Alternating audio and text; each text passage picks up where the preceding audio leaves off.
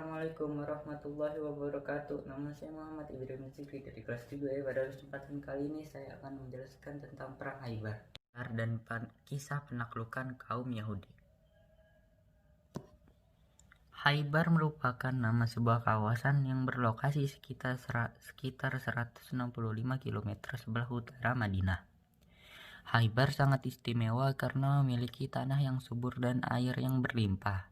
Dengan kesuburan tanahnya ini, Khaybar menjadi salah satu kawasan penghasil kurma, biji-bijian, dan buah-buahan. Oleh karena itu, Khaybar juga sering disebut sebagai negeri Hijaz yang subur atau negeri Hijaz yang kuat. Pada masa Rasulullah, Khaybar mempunyai pasar bernama An-Nadhah. Pasar ini dilindungi oleh kabilah Ghatafan. Kabilah Ghatafan menganggap bahwa Khaybar termasuk wilayah kekuasaannya. Itu di wilayah ini juga banyak perkampungan Yahudi. Bahkan bisa dibilang sebagai perkampungan Yahudi terbesar di Jazirah Arab. Kaum Yahudi yang tinggal di Khaybar adalah masyarakat kaya yang berprofesi sebagai pedagang dan petani. Kebanyakan mereka memiliki kebun anggur, kurma, sayur mayur, dan biji-bijian.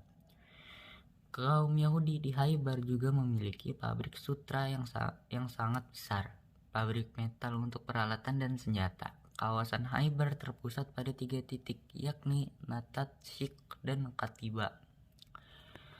Kisah pertempuran antara kaum Muslim dan Yahudi di Khaybar ini terjadi di penghujung bulan Muharram tahun 7 Hijriah. Pertempuran ini menjadi salah satu pertempuran kaum Muslim yang paling sengit karena kondisi pasukan Yahudi saat itu sangat kuat. Serangan ini dipicu oleh orang-orang Yahudi Khaybar yang sering melakukan tindakan licik, yakni mengadu domba kaum Muslim. Bahkan, kaum Yahudi Khaybar yang memiliki pasukan sebanyak 10.000 orang dengan senjata lengkap dan benteng sangat kuat bersikap seolah menantang kaum Muslim. Menghadapi kondisi tersebut, Rasulullah Shallallahu Alaihi Wasallam memutuskan untuk mempersiapkan pasukan dan berangkat ke Khaybar. Pasukan Muslim hanya disiapkan berkekuatan 1.600 orang dengan 200 orang yang mengendarai kuda. Ketika akan tiba di Khaybar, Rasulullah memerintahkan pasukannya untuk berhenti. Di tempat ini beliau berdoa kepada Allah Subhanahu wa taala, "Wahai Tuhan langit dan segala yang ada di bawahnya, Tuhan 7 lapis bumi dan segala yang ada di atasnya, Tuhan setan-setan dan segala yang menyesatkan, serta Tuhan angin dan segala yang diterbangkannya. Sesungguhnya kami mohon kepadamu kebaikan negeri ini serta kebaikan penduduk dan segala yang ada di dalamnya. Kami berlindung kepadamu dan kejahatan penduduk dan kejahatan yang ada di dalamnya." Pertempuran selesai, Salam sebenarnya sudah dibunuh oleh pasukan kaum muslimin. Namun kematian komandan pasukan Yahudi ini tidak menyebabkan pertahanan Khaybar mudah ditembus. Rasulullah bahkan sampai menugaskan Abu Bakar dan Umar untuk menembus pertahanan Khaybar, tetapi tak berhasil. Setelah komando pasukan diserahkan kepada Ali bin Abi Thalib, pertahanan pasukan Yahudi berhasil dipatahkan. Di Khaybar inilah nama Ali menjulang. Keberhasilannya merenggut pintu benteng untuk kemudian menjadi perisai selalu dikisahkan dari abad ke abad. Harits bin Abu Zainab yang ditunjuk sebagai komandan pasukan kaum Yahudi setelah Salam tewas juga berhasil dibunuh. Satu demi satu benteng di Khaybar dapat dikuasai oleh pasukan kaum muslimin. Namun, di 2 benteng terakhir, tentara-tentara Yahudi bertahan dengan sangat gigih, sehingga banyak korban yang jatuh, baik di pihak Islam maupun mereka. Namun lambat laun pihak Yahudi menyerah dan menyatakan bersedia keluar dari Khaybar bersama dengan keluarganya masing-masing. Seluruh benteng kemudian diserahkan kepada pasukan umat Islam.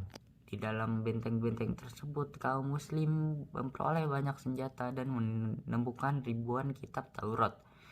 Kaum Yahudi kemudian meminta kitab-kitab tersebut dikembalikan. Tuntutan ini dikabulkan oleh Rasulullah Shallallahu Alaihi Wasallam. Bahkan Rasulullah juga memerintahkan pasukannya untuk tetap melindungi warga Yahudi dan seluruh kekayaannya selama dalam perjalanan keluar Khaybar.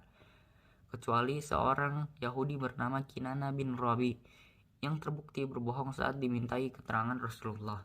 Sengaja diberikan Rasulullah untuk menunjukkan perbedaan perlakuan kaum Muslim dan kaum Kristen terhadap pihak yang dikalahkan. Pasukan Kristen dari Kekaisaran Romawi biasanya akan menghancurkan kelompok Yahudi yang dikalahkannya. Sekarang kaum Yahudi di Khaybar diberi kemerdekaan untuk mengatur dirinya sendiri sepanjang mengikuti garis kepemimpinan Rasulullah. Perang Khaybar ini diceritakan menelan korban 93 orang dari pihak Yahudi dan 15 orang dari pihak pasukan Muslim. Rasulullah pun sempat tinggal beberapa lama di Khaybar. Namun di tempat ini Rasulullah nyaris meninggal karena diracuni Zainab binti Harith yang ternyata istri Salam, komandan pasukan Yahudi yang tewas dalam pertempuran itu. Saat itu Zainab mengirim sepotong daging domba untuk pasukan Rasulullah. Rasulullah Shallallahu Alaihi Wasallam pun sempat menggigit sedikit daging tersebut, tetapi segera memuntahkannya setelah merasa ada hal yang ganjil. Namun tidak demikian halnya dengan sahabat Rasul, Bisri bin Bara. Dia meninggal lantaran memakan daging tersebut. Setelah Khaybar ditaklukkan, rombongan pasukan Rasulullah pun kembali ke Madinah. Melalui Wadil Qura, wilayah yang dikuasai kelompok Yahudi lainnya, sempat juga terjadi pertempuran di tempat ini. Namun sebagaimana di Khaybar, mereka kemudian berhasil ditaklukkan juga. Sementara itu, kaum Yahudi dan di Taima mengulurkan tawaran damai tanpa melalui peperangan. Dengan penaklukan kaum Yahudi tersebut, Islam di Madinah menjadi kekuatan utama di Jazirah Arab. Ketenangan masyarakat pun semakin terwujud. Dengan demikian, Nabi Muhammad SAW dapat lebih berkonsentrasi dalam dakwah membangun moralitas masyarakat. Assalamualaikum warahmatullahi wabarakatuh.